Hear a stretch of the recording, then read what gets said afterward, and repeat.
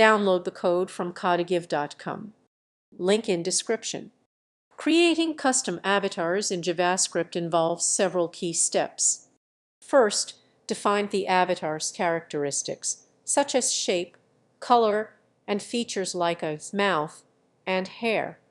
Utilize Atmo5's canvas element to draw the avatars programmatically. Use JavaScript to manipulate the canvas, allowing for dynamic customization options like color pickers or sliders for various features. Next, implement a user interface that enables users to select and modify their avatar's attributes. This could include drop-down menus for shapes, color inputs for skin tones, and additional controls for facial features. Store user preferences in local storage or a backend database to allow for saving and loading avatars. Finally, consider adding export functionality, enabling users to download their avatars as image files.